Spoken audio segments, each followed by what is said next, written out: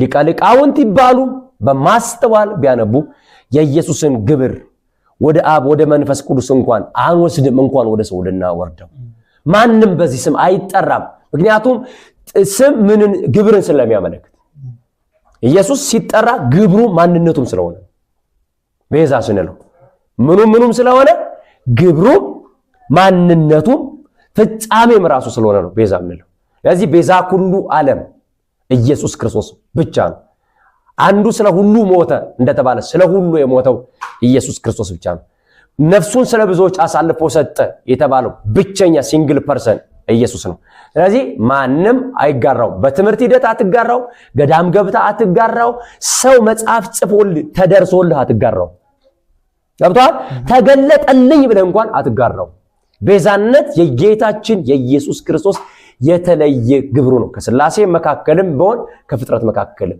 ከመላእክት መካከልም የሱን ቤዛነት የሚተካ የሚጠራበት ማንም የለም ስለዚህ አንተም ወንድሜ ከኢየሱስ ክርስቶስ በቀር ማንም ቤዛ እንደሌለ ለሕዝብ ተናገር ስለዚህ ኢየሱስ ክርስቶስ ቤዛ ነው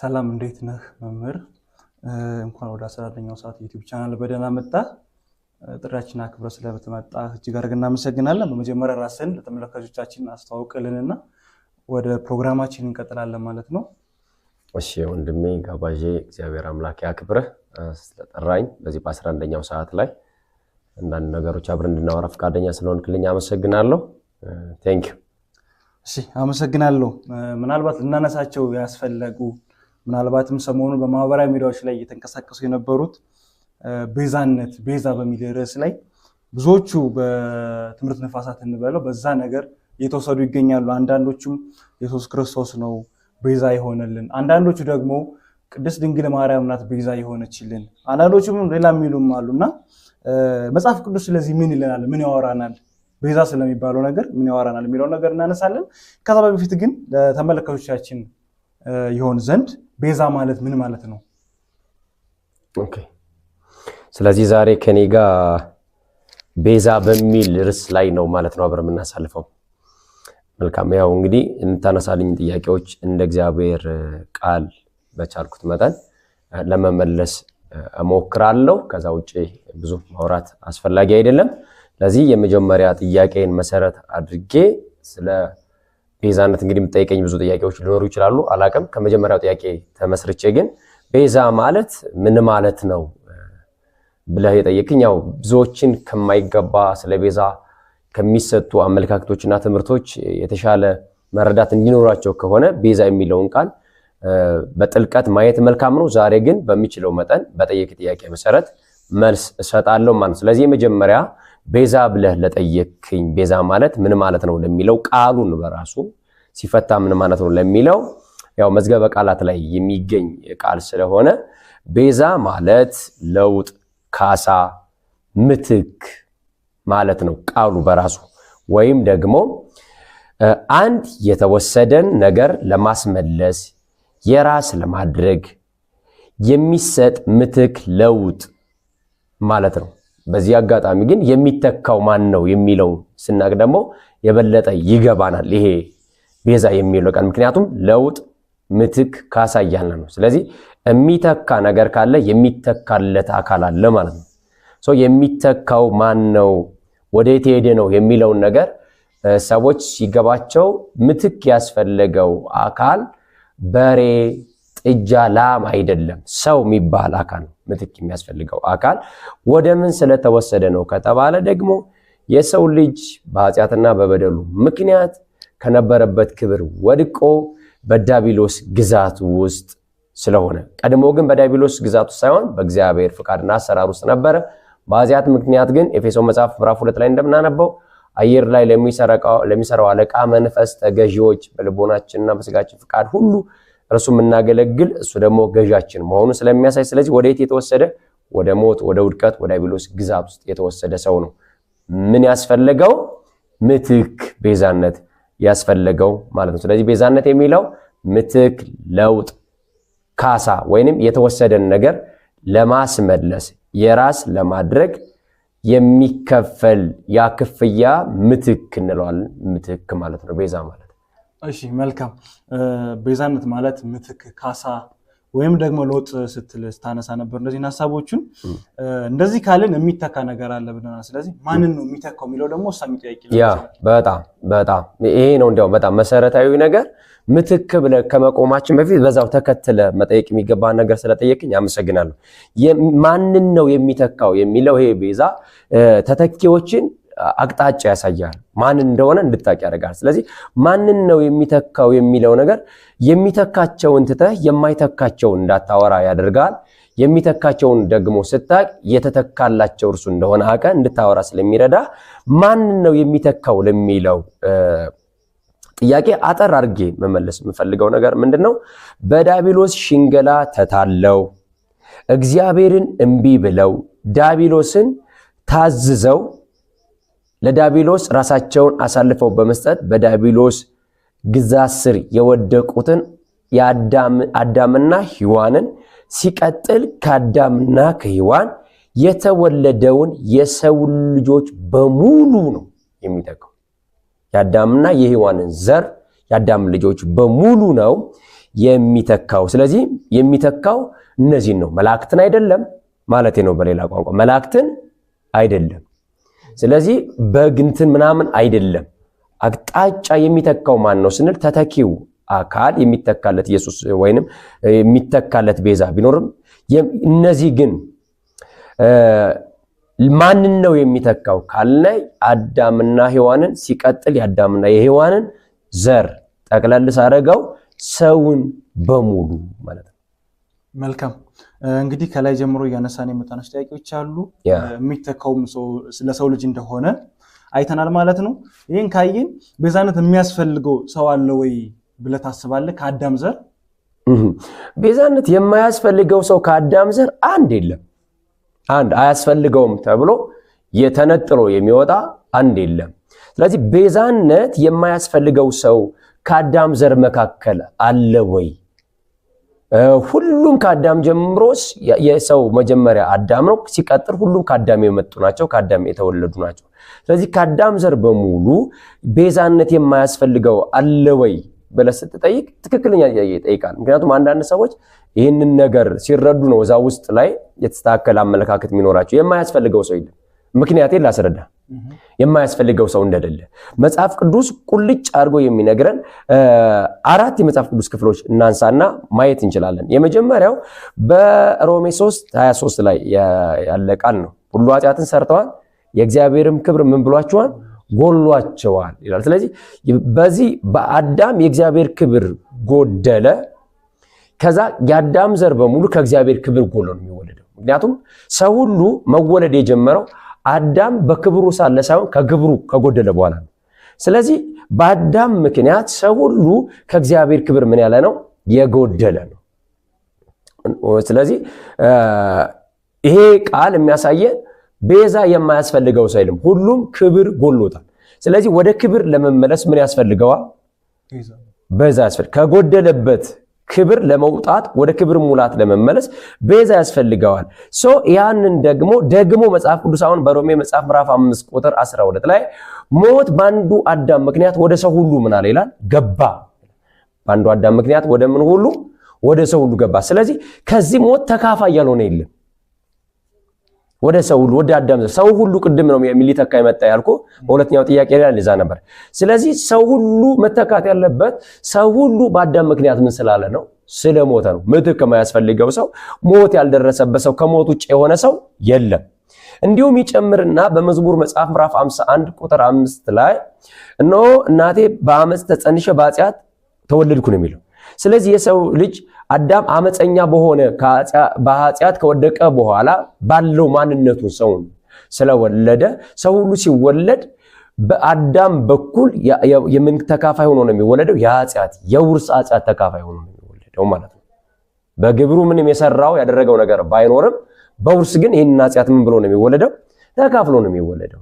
ስለዚህ ከዚህ የተነሳ በመዝሙር መጽሐፍ ምዕራፍ 49 ቁጥር 7 ላይ የሚናገረው ነገር ምንድነው? ወንድም ወንድሙን አያድነውም፣ ሰውም አያድንም፣ ቤዛውንም ለእግዚአብሔር አይሰጥም ይላል። ስለዚህ ሁሉ ማንን ማዳን አይችልም። ሁሉ ምን ስለሆኑ ቤዛ ስለሚያስፈልጋቸው ስለሞቱ፣ ለእግዚአብሔርም ደግሞ ከራሳቸው የሆነ የሚድኑበት ነገር ቤዛ ማቅረብ ከዛ ነገር ሊተካቸው ሊያወጣቸው የሚችል ነገር ማቅረብ አይችሉም። ስለዚህ በዚህ ምክንያት ቤዛ የማያስፈልገው ሰው የለም። ሁሉም ምን ያስፈልጋቸዋል? ቤዛ ያስፈልጋቸዋል። ምናልባት አንተ መጠየቅ የምትፈልገው ነገር መጠየቅ ትችላለህ። የሆነ ይህ አካል ቤዛ እኮ አያስፈልገውም ይሄን አይነት ማንነት አለው የምትለው ሰው ካለ ከዚህ ቃል ጋር ማንሳት ትችላለህ። ኦኬ፣ ምናልባት እንደውም አሁን እየተነሳ ያለ ነገር አለ። ቅድስት ድንግል ማርያም በመልአኩ የተነገረላት ነገር አለ። እሷ ከሴቶቹ የተለየች እንደሆነች ንጹህ እንደሆነች በድንግልናም እንደወለደችው እናውቃለንና ያ መልእክት በማንሳት እሷ ቤዛን አያስፈልጋትም፣ እሷ ብቻዋን እንደውም ቤዛ መሆን ትችላለች የሚሉ ሐሳቦች እየተነሱ ነው። እዚህ ጋር ምን ትላለህ? አዎ እየሰማን ነው። ቤዛዊት ዓለም ቤዛ ኩሉ ዓለም እየተባለ ነው ያለው። ግን መጽሐፍ ቅዱሱን መሰረት ያደረገ መረጃ ግን የላቸውም። ስለዚህ መጽሐፍ ቅዱሱ ሰው መሆኗን ይነግረናል፣ የአዳም ዘር መሆኗን ይነግረናል። የአዳም ዘር በመሆኗ በግብር የሰራችው የምናውቀው የተጻፈ ኃጢአት ባይኖርም የአዳም ዘር በመሆኗ ግን ከአዳም ዘር ስለሆነ የመጣችው ጄኔቲክሲን የሚባለው ወይንም የውርስ ኃጢአት የሚባለው ጋር ትጠይቅበታለች። ሰው ናታ። ሰው በሚወለድበት ስርዓት ነው የተወለደችው። ሰው በሚመጣበት መንገድ ነው የመጣችው።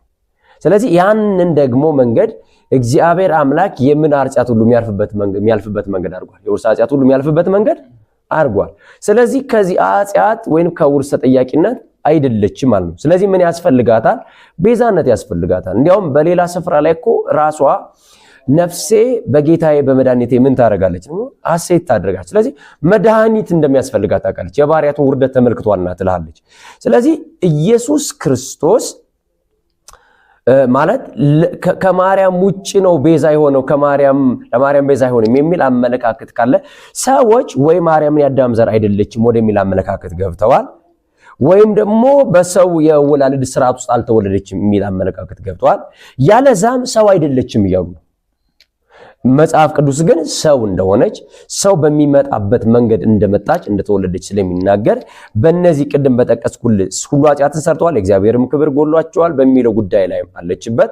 እንደገና ደግሞ በመዝሙር 51 ቁጥር 5 ላይ በአመፅ ተጸንሼ እናቴ በኃጢአት ወለደችኝ አይደል ያለችው። ስለዚህ አዳም አመፀኛ በሆነ ማንነቱ ውስጥ ሰዎች እየተወለዱ በመጡበት መንገድ ነው ተወልዳ እሷ የመጣችው ማለት ነው። ስለዚህ በመዝሙር 49 ቁጥር 7 ላይ ደግሞ ሰውን አያድንም ለእግዚአብሔርም የሚሰጠው ቤዛ የለም እንደሚል ለእግዚአብሔር ራሷን ማዳን አትችልም፣ ምክንያቱም ሰው ናት። ስለዚህ ምን ያስፈልጋታል? መድኃኒት ያስፈልጋታል። ለዚህ ነው መድኃኒቴ ብላ የተቀበለችው መድኃኒቷን ማለት ነው።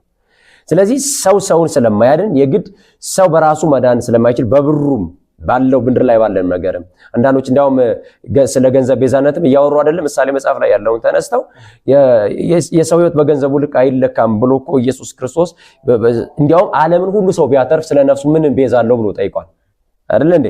ሰው ዓለሙ ሁሉ ቢያተርፍ ምን ይጠቅመዋል? ስለ ነፍሱ ምን ቤዛ አለው አለ። ምን ሊተካ ይችላል? ስለ ነፍስ ካንተ ሊመጣ የሚችል ምንም ነገር የለም። ስለዚህ ስለ ነፍሷ ማርያምም ምንም ልታቀርበው የምትችለው ነገር አልነበራትም። ምክንያቱም ሰው ናት። በሰውነቷ በኩል ደግሞ በእግዚአብሔር ልጅ በክርስቶስ ኢየሱስ ቤዛነት በኩል ለሷም ክብር ይሆን ዘንድ ኢየሱስ ክርስቶስ ቤዛ ሆኖ መጥቷል ማለት ነው። እሺ መልካም። እንግዲህ እኔን ካነሳን ወደ ቀጣዩ ጥያቄ ልለፍ። ቤዛነት መስፈርት አለው ወይ? መስፈርቶቹ ደግሞ ምን ናቸው? እንካን መስፈርት አለው ካልን መስፈርቶቹ ደግሞ ምን ናቸው ወደሚል ሐሳብ እንሂድ እስኪ። እነዚህ ነገሮች ኦኬ፣ የቤዛነት መስፈርት ምንድን ነው? ምክንያቱም አሁን ይሄን የጠየቅበት ጥያቄ ይመስለኛል አንዳንዶች የከሌ ቤዛ ነው እያሉ ስለመጡ ይመስለኛል አይደል? ስለዚህ ሰዎች ቤዛ ነው የሚሉት መለኪያ ያለው እግዚአብሔር ቃል ላይ ቤዛ ነው የተባለው መለኪያ ያለው። ስለዚህ በመስፈርቱ መሰረት መለየት እንችላለን ነው። መጽሐፍ ቅዱሳችንን ስታነብ ስለ ቤዛነት መስፈርት ተቀምጦ እናገኛለን። እኔ መጽሐፍ ቅዱስ አነብ አግኝቻለሁ። በዚህ መሰረት ቤዛ የሆኑትና ያልሆኑትን መለየት ትችላለህ፣ መስፈርቱን ስታቅ ማለት ነው። ስለተባሉ ብቻ አይሆኑ መሟላት አለባቸው። ስለተባለ መሆን አይቻልም። አንተን አሁን ለምሳሌ ምን እንደሆነ ፕሮፌሽን አውቃለሁ፣ ነገር ግን ያልሆንከውን ነገር ስላልኩ የኔ ንግግር በንግግር መሆን ስለማይቻል ማሟላት አለብህ ለመሆን። ስለዚህ የቤዛነት መስፈርት አለ ወይ? ስለዚህ ቤዛ የሆነውን ቤዛ ካልሆኑት የምንለይበት መስፈርት አለን ወይ የሚል ጥያቄ ስለሆነ ጥያቄ አዎ አለን። መስፈርት ካለው ደግሞ መስፈርቶች ምን ናቸው የሚለውን አሁን እኛ የምናየው ማለት ነው። ስለዚህ መስፈርቶቹን ለማየት መጽሐፍ ቅዱስ አነብሬ 5 መስፈርቶችን አግኝቻለሁ። መጨመር ትችላለህ አንተ ከፈልክ። ግን እነዚህ 5 መስፈርቶች ግን ቤዛ የሆነውንና ቤዛ ያልሆኑትን የምትለይበት ነው። ስለዚህ ስንለይ በመጽሐፍ ቅዱሳችን መሰረት 5ቱን በተራሳሳይ በእነዚህ መስፈርቶች መሰረት አሟልቶ የሚገኘው መጨረሻ ላይ ነው የምናየው። መጀመሪያ መስፈርቱን እንይ። አሟልቶ መስፈርቱን የተገኘው ቤዛ ማን ነው ደግሞ በእነዚህ ልክ ሊገኝ የሚችለውን ነገር እናያለን። ነገር ግን መስፈርቶቹን እንይ። መስፈርቶቹ መጽሐፍ ቅዱስ ላይ ባለ ቃል መሰረት ነው ምናገኘው ማለት ነው።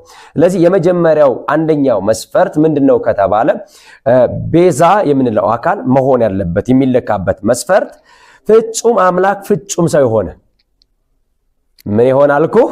ፍጹም አምላክ ፍጹም ሰው የሆነ መሆን አለበት።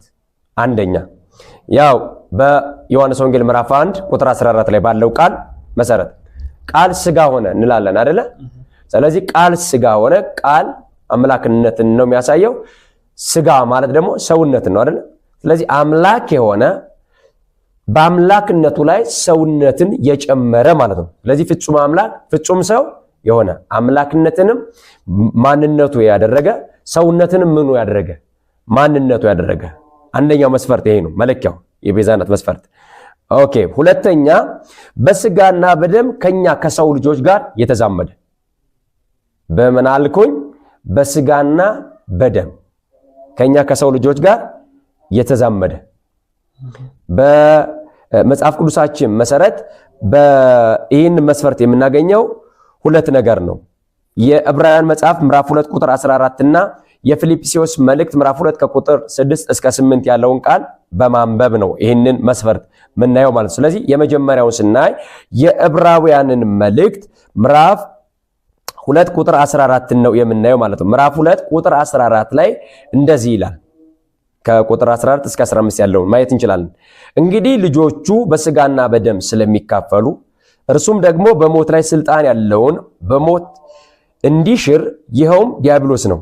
በሕይወታቸውም ስለሞት ፍርሃት በባርነት ይታሰሩ የነበሩትን ሁሉ ነፃ እንዲያወጣ በስጋና በደም እንዲሁ ተካፈለ ይላል።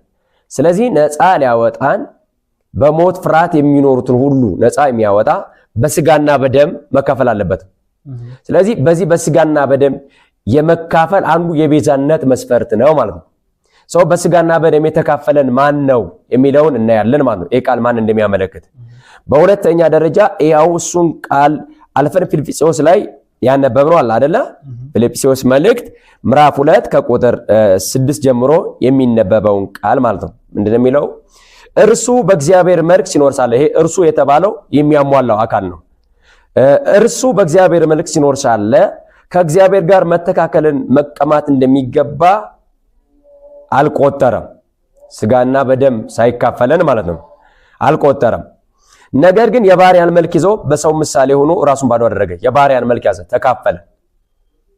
የባሪያን መልክ ምን አለ? ያዘ፣ ተካፈለ። የባሪያን መልክ ይዞ በሰው ምሳሌ ሆኖ ራሱን ባዶ አደረገ ይልና ቁጥር 8 በምስሉም እንደ ሰው ተገኝቶ ራሱን አዋረደ፣ ለሞትም ይሄውም የመስቀል ሞት እንኳን የታዘዘ ሆነ ይላል። ስለዚህ በዚህ ቃል በሁለቱ በዕብራውያን ምዕራፍ 2 ቁጥር 14 ላይና በፊልጵስዩስ ምዕራፍ 2 ከቁጥር 6 እስከ 8 ባለው ቃል መሰረት በስጋና በደም መካፈል አንዱ የቤዛው መስፈርት ነው። በምንና በምን መካፈል? በስጋና በደም መካፈል። ስለዚህ በስጋና በደም ያልተካፈለን ሁሉ ቤዛ ብለን የቤዛነት መስፈርት አላሟላም ማለት ነው። ስለዚህ ሁለተኛው መስፈርት በምንና በምን መካፈል ነው? በስጋና በደም መካፈል። ወደ ሶስተኛ ልቀጥል። እሺ፣ ወደ ሶስተኛ ስቀጥል በሶስተኛ ደግሞ ነውር የሌለበት ምን የሌለበት መሆን አለበት? ነውር የሌለበት። ነውሮች በውርስም የመጣ ነውር አለ፣ ሰው በፍቃዱና በስሜቱ ደግሞ የሚያደርገው አለ ማለት። ስለዚህ በውርስም ከመጣ ነውር እንደገና ደግሞ በተግባር በፍቃድም ከተደረገ ነውር ነፃ የሆነ የሌለበት ነው የሚለው። ስለዚህ በውርስ ስንል በአዳማዊ በመጣ ኃጢአት ምን ያላለ ያልተበከለ ያልቆሸሸ ተጠቂ ያልሆነ በዛ ነገር ያልተያዘ ማለት ነው። በግብርም ደግሞ ምንም አይነት በንግግርም ሆነ በድርጊት ምንን ያልሰራ ኃጢአትን ያልሰራ ማለታችን ነው። ስለዚህ ነውር የሌለበት ሆኖ የምናገኘው መጽሐፍ ቅዱሳችን ላይ ማን ነው? በዕብራውያን 9:14 መሰረት ዕብራውያን 9:14 ላይ አሁንም ይህንን መሰረት አድርገን እናያለን። በዕብራውያን 9:14 ላይ እንደዚህ ይላል፣ ነውር የሌለው ሆኖ በዘላለም መንፈስ ራሱን ለእግዚአብሔር ያቀረበ። ምን የሌለው ሆኖ? ነውር የሌለው ሆኖ በዘላለም መንፈስ ራሱን ያቀረበ። ስለዚህ ነውር የሌለው መሆን አለበት። ምን የቤዛነት መስፈርቱ ማለት ነው። እሺ ሰው ሁሉ ደግሞ ይህንን መሟላት ይችላል፣ በኋላ እናየዋለን። ስለዚህ መስፈርቱ ግን ይሄ ነው። በዚህ ነውር የሌለበት ሰው በሰውነት ደረጃ አንድ ብቻ ነው የሚገኘው ዓለም ላይ ነውር የሌለው የተባለ እዚህ ክፍል ላይ፣ እሱም በኋላ እናየዋለን። ይህንን አሟልቶ ማን እንደሚገኝ ማለት ነው። ሰው ነውር የሌለው ይላል በዕብራውያን 9:14። ሌላ ደግሞ አሁንም በዕብራውያን 7:26 ላይ ይህንን ቃል ይደግመዋል። በዕብራውያን 7:26 ላይ ደግሞ ምንድነው የሚለን? እንደዚህ ይላል፣ ቅዱስና ያለ ተንኮል ነውርም የሌለበት። ምንና ምን? ቅዱስና ያለ ተንኮል ነውርም የሌለበት። ስለዚህ ቅዱስ የሆነ ነውር የሌለበት ተንኮል የሌለበት ነው ማለት ነው። ሶስተኛው የቤዛነት መስፈርታችን በዚህ መሰረት እናያለን ማለት ነው። ኢትስ ኦኬ ሶ ስንቀጥል አሁንም ጥቅስ ደግማለሁ። ምደግምበት ምክንያት ይሄ ተደጋጋሚ የእግዚአብሔር ቃል ስለሆነ በአንደኛ ጴጥሮስ ምዕራፍ 1 ከቁጥር 18 እስከ 19 ላይ ይህንን ይናገራል። አንደኛ ጴጥሮስ ምዕራፍ 1 ከቁጥር 18 እስከ 19 እንደዚህ ይላል፣ ከአባቶቻችሁ ይላል አንደኛ ጴጥሮስ መልእክት፣ ከአባቶቻችሁ ከወረሳችሁት ከከንቱ ኑሯችሁ በሚያልፍ ነገር በብር ወይም በወርቅ ሳይሆን ነውርና እድፍ እንደሌለው እንደ በግ ደም ክቡር ይላል። አየ ምን? ነውርና እድፍ እንደሌለው። ስለዚህ መመዘኛው ምንድነው? አሁን ነውርና እድፍ የሌለበት። ይሄ ነውርና እድፍ የሌለበት ማን መሆኑን እነዚህ ጥቅሶች ጎን ለጎን ያሳይቷል። ያልነገርኩበት ምክንያት መጀመሪያ መስፈርቱን ማየት ስላለብን። መልካም። አንድ ደግሞ እዛው ዕብራውያን 4:15 ላይ ደግሞ የሚናገረውን ቃል ልድገም ተደጋጋሚ ስለሆነ 4:15 እንደዚህ ይላል፣ በነገር ሁሉ እንደኛ የተፈተነ የሚለው ቃል ትዝ ይላል አይደል? ተፈትኗል በግብር በነገር ሁሉ እንደኛ የተፈተነ ከኃጢአት በቀር ምንም ያልተገኘበት ነው። ተፈተነ እንጂ ተሸነፈ አይል መጽሐፍ። ስለዚህ የተፈተነ ግን ምን ያላለ? ያልተሸነፈ ሰው በህይወት ምልልስም ያልተሸነፈ በውርስም የሌለበት ነውር አንድ ነው የምናገኘው። በምልልስም በውርስም በምልልስ በነገር ሁሉ የተፈተነ ነው። ግን ምንም አይነት ኃጢአት ምን አላለበትም? ነውር አልተገኘበትም። ምክንያቱም ጲላጦስ እኔስ መርምሬ አንዳች አላገኘሁበትም አይደል ያለ ያ። ስለዚህ ነውር የሌለበት መሆን አለበት ማለት ነው። ሶስተኛ መስፈርታችን። ወደ ስንተኛው እንሄድ? ወደ አራተኛ የቤዛነት መስፈርት። አራተኛ ከአብ ይሁንታን ያገኘ። ከአብ ምንን ያገኘ? ይሁንታን ወይም ምስክርነትን ወይንም ተቀበሉት የሚል ስሙት የሚል ምስክርነትን ያገኘ የተሰጠ መሆን አለበት። ከአብ ምንነትን ያገኘ ይሁንታን ያገኘ የተሰጠ መሆን አለበት። በዚህም አማካኝነት ሁለት የመጽሐፍ ቅዱስ ክፍሎችን እናያለን። አንደኛ በሉቃስ ወንጌል ምዕራፍ 1 ቁጥር 68 ላይ ዘካርያስ በመንፈስ ቅዱስ ተሞልቶ ስለዚህ ቤዛነት አውቆ ለሕዝቡ ሁሉ የሰጠውን ቤዛነት ሲናገር እናያለን። ለማን ሁሉ? ለሕዝቡ ሁሉ እውቅና እግዚአብሔር በነቢያት በኩል እየገለጠ እየሰጠ ስናይ በዘካርያስ አንደበት ላይ እንደዚህ ይላል። በሉቃስ 1 ማለት ነው። ሉቃስ ወንጌል ምዕራፍ 1 ቁጥር 68 ላይ እንደዚህ ይላል፣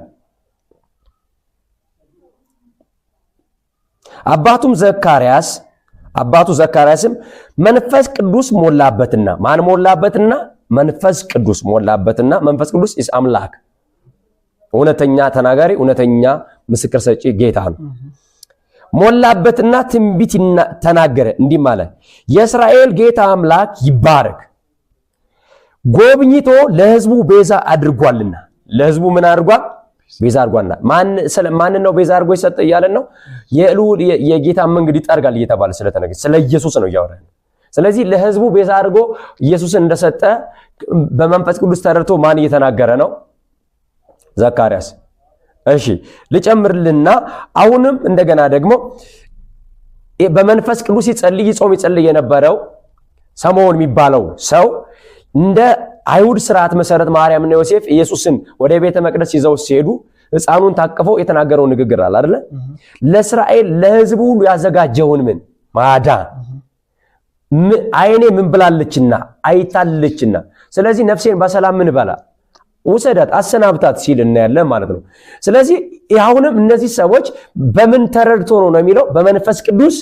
ተረድቶ ነው የሚለው የእግዚአብሔር ስም ይባረክ ስለዚህ እግዚአብሔር እያስረዳቸው ነበር ማለት ነው ምስክርነት በእግዚአብሔር ተሰጠ ሌላ በመጥምቁ ዮሐንስ ደግሞ ትዝል ከሆነ ኢየሱስ ክርስቶስ ወደ መጥምቁ ዮሐንስ ሲመጣ እነሆ ያለምን ኃጢአት የሚያስወግድ የማን በግ የእግዚአብሔር በግ ብሎ እግዚአብሔር ገልጦለት መንፈስ ቅዱስ ገልጦለት ኢየሱስን ምን ሲል እናያለን ሲያስተዋውቅ እናያለን በግ ማለት ያው እንደምታውቀው በብሉይ ኪዳኑ ለራሳቸው ኃጢአት የራሳቸውን በግ ነበር የሚያመጡት አሁን ግን ለዚህ ከአዳም ጀምሮ ለመጣው ሁሉ ጉዳይ እግዚአብሔር የራሱን አንድ በግ ሰጠ ምን ሰጠ አንድ በግ የተባለው ይሄ ልጁ ኢየሱስ ክርስቶስ ነው ማለት ነው ምክንያት ዮሐንስ ወንጌል ምዕራፍ 3 ቁጥር 16 ላይ ዓለም በልጁ እንዲድን እንጂ እንዳይጠፋ እግዚአብሔር አንድያ ልጁን እስኪሰጥ ድረስ ዓለሙን እንዲሁ ምን ብሏል ወዷልና ይላል ስለዚህ እግዚአብሔር አንድያ ልጁን መስጠቱን ደግሞ ጌታችን ኢየሱስ ክርስቶስ በመጥምቁ ዮሐንስ እግር ስር ሲጠመቅ የምወደው ልጄ እርሱ ነው እርሱ ምን ባሉት ስሙት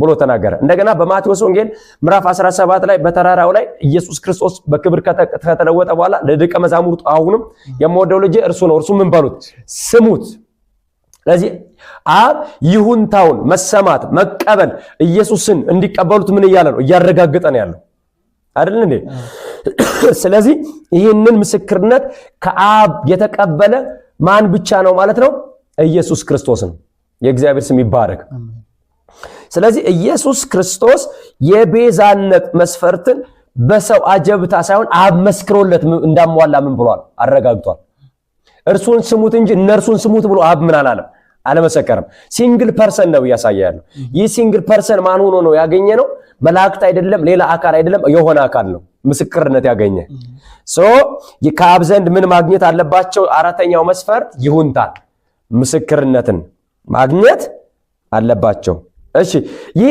አብ እንደመሰከረለት አብ እንደተናገረለት ደግሞ ራሱ ደግሞ ይህን የተነገረውን የፈጸመ አካል መሆን አለበት ምን ያለ የፈጸመ መሆን አለበት የፈጸመ መሆን አለበት ለምሳሌ አምስተኛው መስፈርታችን አምስት ነገር ነው ያለን አይደል ያልኩ አምስተኛው መስፈርታችን ፈጽሞ ተፈጸመ ያለ አብ እንደመሰከረለት አብ የሰጠውን ተግባር አከናውኖ አብን ያከበረ የአብን ፍቃድ እስከ ሞት ድረስ ታዝዞ የፈጸመ መሆን አለበት አብቷል ማወራው ስለዚህ ፈጽሞ ተፈጸመ ያለ መስፈርቱ ነው አብ እንደላከበት የአብን ፍቃድ ፈጽሞ አብን ያከበረ መሆን አለበት ስለዚህ በዚህ መስፈርት መሰረት ቤዛዎች ተብለው የተነገሩትን ሁሉ ቤዛ እንዳትል ቤዛው ማን ብቻ እንደሆነ እንድትለይ ያደርጋል ስለዚህ በእነዚህ አምስት መስፈርቶች መሰረት እነዚህ አምስት መስፈርቶች አሟልቶ የተገኘ አለ ወይ የሚል ጥያቄ ሊኖር ይችላል መለኪያዎቹ እነዚህ ናቸው ምናልባት እንደውም ላነሳልክ ነበር ይሄን ጥያቄ ከዛ ካነሳው አንፃር ምክንያቱም ቤዛነት መስፈርት አለው ወይ አዎ አለው ብለን አሰርግተናል እዛ በተጨማሪ እንዲሁም ደግሞ መስፈርቶች ምን ናቸው አምስት መስፈርቶች እናንተ አስቀምጣል ይህ ከሆነ አሟልቶ የተገኘ ሊኖር ይገባል ቤዛ ሊሆን ይመጣ ሊኖር ይገባል ምክንያቱም አሁን ላይ ያለ ነገር አለ ምናልባት ሃይማኖት አባቶች ወይንስ የቀደሙ ሰዎች ወይንስ ጻድቃን ሰማዕታት መላእክት ወይንስ ኢየሱስ ክርስቶስ ወይንስ ማን ነው ቤዛ ሊሆን ይሄን መስፈርት ሊያሟላ የሚችለው መጽሐፍ ቅዱስ ምን ይለናል ስለዚህ ያ አሟልቶ የተገኛለ ወይ ነው አሁን እነዚህ መስፈርቶች መለኪያዎች ከሆኑ ከላይ የዘረዘርናቸው አምስቱ ፍጹም አምላክ ፍጹም ሰው የሆነ በስጋና በደም ከኛ ጋር የተዛመደ ነውር የሌለበት በውርስም በግብርም አይነት የነውር አይነቶች ተጠያቂ ያልሆነ ለነርሱ ያልተገዛ ከነርሱ በላይ የሆነ ሶስተኛው ነገራችን ነው። ሌላ ደግሞ ከአብ ይሁንታን ምስክርነትን ያገኘ እንዲሁም ፈጽሞ ተፈጸመ ያለ አብን በመታዘዝ ከሞት ድረስ ያከበረ የሚለው እነዚህ መስፈርታችን ከሆነ እነዚህን ያሟላ አለ ወይ ነው ጥያቄ። እነዚህን ያሟላ ማን ነው አለ ወይ? እነዚህን መስፈርቶች አሟልቶ የተገኘ ማን ነው የሚለው ነገር ጥያቄ ሊሆንብን ይችላል። መጠየቃችንም መልካም ነው፣ ምክንያቱም መጽሐፍ ቅዱስ መልስ ስላለው ማለት ነው። ስለዚህ አሟልቶ የተገኘ አለ ወይ ከተባለ አዎ አለ። እርሱም አንድ አካል ብቻ ሆኖ የምታገኘው እነዚህ ሁሉ አሁን የዘረዘርኩልን ነገሮች አሟልቶ የተገኘ አንድ አካል ሆኖ እናገኛለን። ስለዚህ አሟልቶ የተገኘው ማን ነው ብለህ ከጠየቅኝ የምነግርህ ጌታችን መድኃኒታችን ኢየሱስ ክርስቶስ ብቻ ነው። ማንም እነዚህን ማሟላት እንደማይችል ላሳየው። ምናልባት መላእክት ወይስ መላእክትም ማሟላት እንደማይችሉ፣ ጻድቃን ሰማዕታትም ማሟላት እንደማይችሉ። እሺ ማን ነው ካልን ኢየሱስ ክርስቶስ ብላል። እስኪን ከመጽሐፍ አሳያለሁ። ይህንን ሰው የሚባል ከኢየሱስ ክርስቶስ በቀር በመላእክት ዓለም እስቲ በስላሴ መካከል እንኳን ይህንን ማንነት ማሟላት የሚችል ብቸኛ በልዩነት ኢየሱስ ክርስቶስ ብቻ ነው። ለምሳሌ የመጀመሪያው ከስላሴ መካከል ይህንን እንይ። በስላሴ መካከል ፍጹም አምላክ ፍጹም ሰው የሆነ ማን ብቻ ነው? ጌታ ኢየሱስ ክርስቶስ ብቻ ነው። ምክንያቱም አብ ፍጹም አምላክ ነው፣ መንፈስ ቅዱስም ፍጹም አምላክ ነው እንጂ ፍጹም ሰው አይደለም። ፍጹም ሰውነት ፍጹም አምላክነት የወልድ የግሉ ማንነት ነው። የሰማይ ነው አይደል? የጌታችን የኢየሱስ ክርስቶስ ነው። መላእክትም መናፍስት ናቸው እንጂ ፍጹም አምላክነት ማንነታቸው አይደለም፣ ሰውም አይደሉም። አይደል እንዴ? ፍጹም አምላክም አይደሉም፣ ሰውም አይደሉም፣ መናፍስት ናቸው። ከሁለቱም ውጭ ናቸው። ወደ ሰው ጋር ከመጣንም ሰውም ሰው ብቻ ነው እንጂ አምላክ አይደለም። ሰውም ስንል ደግሞ ነውር ያለበት ሰው ነው። ቢያንስ በሰው መካከል ማንም ውጭ ከነውር ውጭ አይደለም። በውርስ በሚባለው ነገር ማንም በዚህ ነውር ተጠቂ ነው፣ በዚህ ጉስቁልና ተጠቂ ነው። ስለዚህ ፍጹም አምላክ ፍጹም ሰው የሆነ በማንነቱ በዚህ ማንነት ብቸኛ ማን ነው ማለት ነው? ኢየሱስ ክርስቶስ ነው። ስለዚህ ፍጹም ሰውነትና ፍጹም አምላክነትን ያሟላ ማን ነው? ጌታ ኢየሱስ ክርስቶስ ነው። አሟልቶ የተገኘ። በሁለተኛ ደረጃ ደግሞ በስጋና በደም ከኛ ጋር የተዛመደ ስንል በስጋና በደም ከኛ ጋር ያልተዛመደ ከስላሴ መካከል በተለየ አካሉ ማን ነው የተዛመደ? ወልድ ነው። መንፈስ ቅዱስ አልተዛመደንም፣ አብ አልተዛመደንም። ምክንያቱም አብ ሰውነትን ገንዘቡ አላደረገም፣ መንፈስ ቅዱስ ሰውነትን ገንዘቡ አላደረገም። ሰውነትን ገንዘቡ ያደረገ ማን ነው? ወልድ ነው። መላእክትም አይደሉም። ስለዚህ መዛመድ የሚባለው ነገር እንዴት ነው ይሄን የምታወራ ካልከኝ በዕብራውያን መጽሐፍ ምዕራፍ 2 ቁጥር 14 ላይ ሰው ሁሉ ሰው ነው፣ በሞት ግዛት ውስጥ ነው ያለ። ከዚህ ነገር በራሱ ኃይል ምን ማለት አልቻለም፣ መውጣት አልቻለም። ስለዚህ በእኛ ላይ ስልጣን ያለውን ሞትን ዲያብሎስን ይሽር ዘንድ ከማን ከኛ ላይ የኛን ማንነት ይዞ ይሽር ዘንድ በስጋና በደም የተካፈለን ማን ሆኖ ነው የምናገኘው? ኢየሱስ ክርስቶስ ነው የምናገኘው። እውነት ውሸት? ልክ ፊልጵስዩስ መጽሐፍ ላይ ደግሞ ቅድም እንዳወራው ኢየሱስ ክርስቶስ ነው የምናገኘው። በክብር ከአብ ጋር የተስተካከለ ሆኖ ሳለ ክብርን እንደመቀማት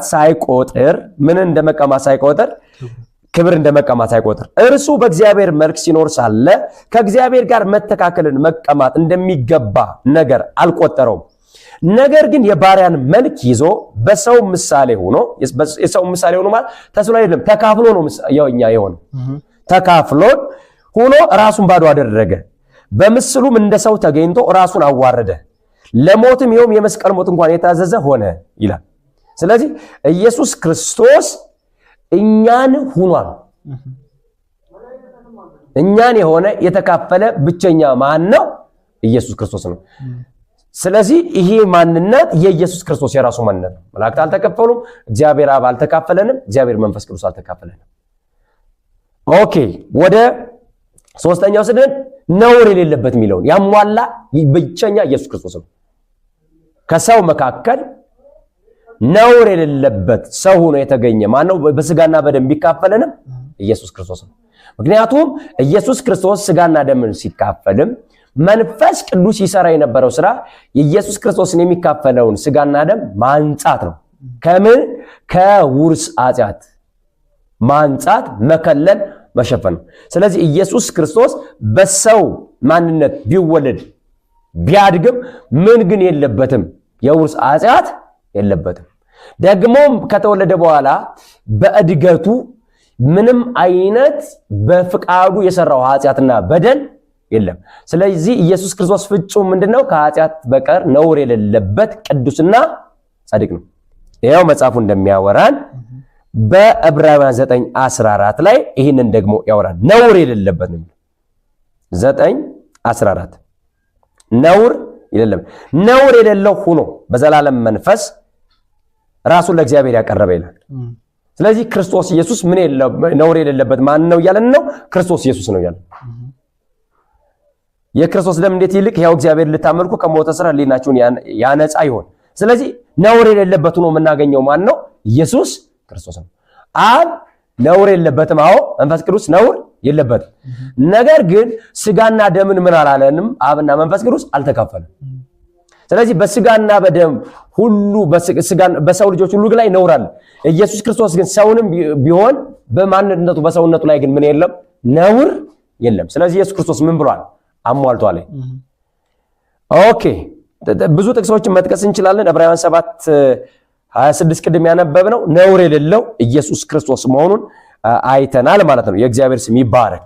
ስለዚህ በአራተኛ ደረጃ አሁን ይሄንን አሟልቶ በመስፈርቱ መሰረት ከአብ ይሁንታን ያገኘ ማን ነው የሚለውን ስናይ ከአብ ይሁንታን ያገኘው ኢየሱስ ክርስቶስ ነው። ሲጠመቅ በመጥምቁ ዮሐንስ በዮርዳኖስ ላይ የምወደው ልጅ እርሱ ነው፣ እርሱ ምን በሉት ስሙት። እንደገና ደግሞ አሁንም በማቴዎስ ወንጌል ምዕራፍ 17 ላይ በተራራው ላይ በተገለጠው ፊቱ እንደ ፀሐይ ሲያበራ ልብሱ ማንም አጥቦ ሊያነጻው በማይችልበት ልክ ነጭ ሲሆን በዛው ሙሴና ኤልያስ ሲያወሩት ደመና እንደገና እነ ጴጥሮስ አይተው በዚህ ለኛ መኖር መልካም ነው፣ አንድ ዳስ ላንተ ለሙሴ ለኤልያስ 3 ዳሶች እንስራ ብለው ሲናገሩ አብ ከደመና መካከል ሰማያት ተከፍተው የምወደው ልጅ እርሱ ነው እርሱ ምን በሉት ስሙት ብሎ ምንነትን ሰጠ? ምስክርነት ይሁንታን ሰጠ። እሺ ስለዚህ ከአብ ዘንድ ምንን ተቀብሏል? ይሁንታን ተቀብሏል። ለመላእክት ግን እነርሱም ቤዛ እንዲሆኑ አልሰጠንም። ይሁንታን ምን አላለም? አልሰጠም። እውነት ይሸጥ ይልቅስ መላእክት አብ የመሰከረለትን እርሱ ነው ደግሞ እርሱ ነው ቤዛ ብለው ምን ያሉ የመሰከሩ ማለት ነው። እውነቱ ይሸጥ እውነቱ ይሄ ነው። የእግዚአብሔር ስም ይባረክ። ስለዚህ በዚህ መስፈርት መሰረት ከአብ ይሁንታን ያገኘ ለቤዛነት ማን ብቻ ነው? ኢየሱስ ክርስቶስ ነው ማለት ነው። አሟልቶ የተገኘ የላከኝ አብ ከኔ ጋር ነው። እንዲያውም እኮ ስለ ብዙዎች ድምጽ ከሰማያት ይመጣላቸው ነበር አይደል እንዴ? በቀደመው ክብር አክብሬ ሲል አከበርኩ የሚል ድምጽ ምን አለ መጣ ይላል። ይህ ስለኔ ሳይሆን ስለማን ስለናንተ ይላቸው ነበር። ስለዚህ አብ ምንነትን እየሰጠ ነበር፣ ምስክርነትን እየሰጠ ነበር። የመጨረሻ አምስተኛ ደግሞ ፈጽሞ ተፈጸመ ያለ መሆን አለበት። ስለዚህ ኢየሱስ ክርስቶስ ቤዛ ሊሆን እንደመጣ በነቢያት የተነገረውንም የአብን ፍቃድ ሊያደርግ እንደመጣ ተናግሯል። ሙሴ በምድረ በዳ እባብን እንደሰቀለ በእርሱ የሚያምን ሁሉ የዘላለም ሕይወት እንዲኖረው እንጂ እንዳይጠፋ የሰው ልጅ ምን ይል ዘንድ ይገባዋል? ይሰቀል ይገባዋል አለ። ስለዚህ ይህን ተናገረ ዮሐንስ ወንጌል ላይ። እንደገና ደግሞ በማርቆስ ወንጌል ምዕራፍ 10 ቁጥር 45 ላይ እነ ጴጥሮስ ምናምን ኢየሱስ እየሰበከ እየፈወሰ ብዙ ታምራት እያደረገ ሰው ግን ልበደንዳና ስለሆነ እሱን ከመቀበል ይልቅ ስለሚገፉ ምን ብለው ተነሱ? ተበሳጩና እንደ ኤልያስ ከሰማይ እሳት ወርዶ እንዲበላቸው እንዘዝ አሉት። ከዛ ኢየሱስ ክርስቶስ ገሰጻቸው። እናንተ ምን አይነት መንፈስ እንደሆነላችሁ አታውቁምን?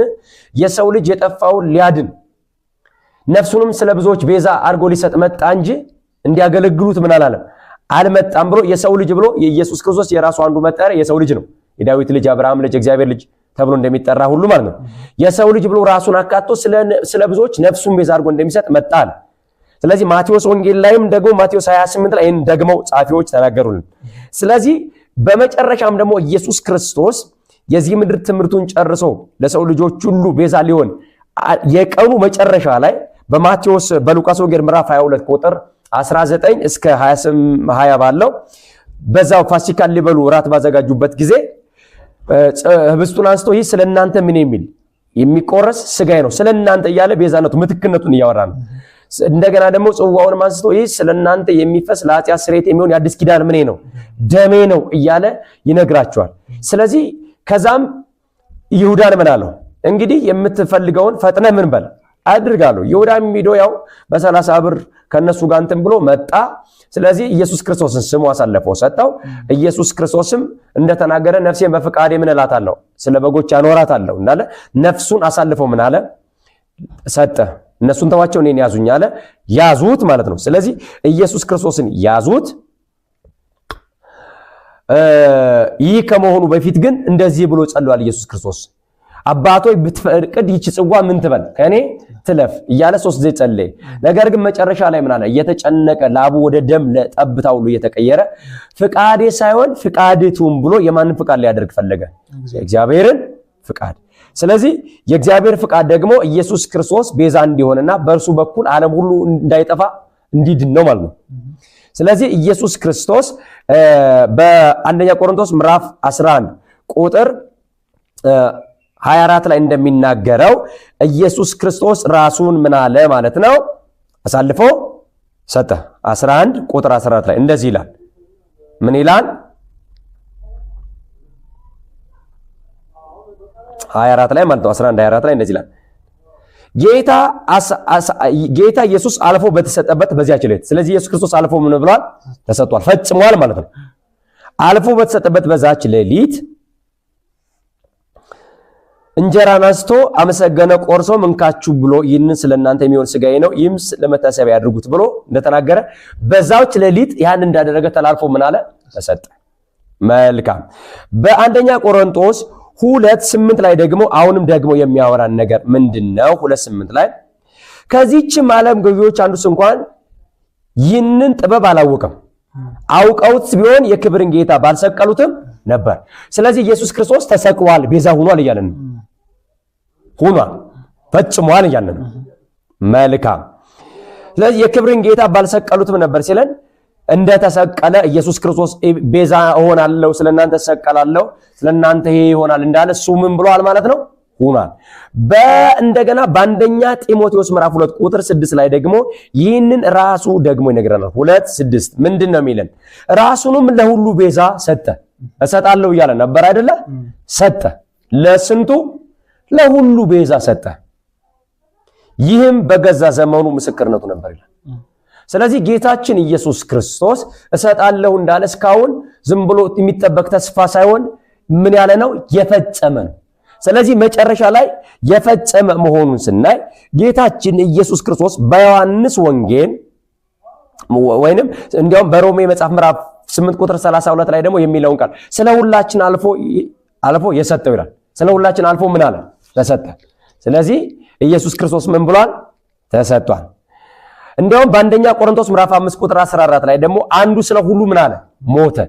ስለዚህ ኢየሱስ ክርስቶስ ቤዛ ስለ ሁሉ ምን ሆኗል? መልካም። የመጨረሻ በዮሐንስ ወንጌል ምዕራፍ 21 ቁጥር 20 ላይ ስለ ሁላ ኢየሱስም ሆምጣጤውን ከተቀበለ በኋላ ተፈጸመ አለ። ምን አለ? ተፈጸመ አለ።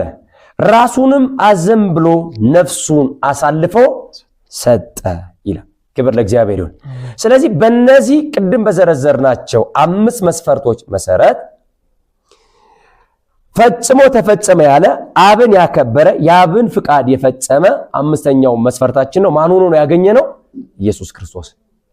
ስለዚህ የቤዛነት መስፈርት ብቸኛ አሟልቶ ደግሞ አሟልቶ ራሱን የሰጠ ከሰጠም በኋላ ጉዳዩን ፈጽሞ ተፈጸመ ያለ ማን ብቻ ነው?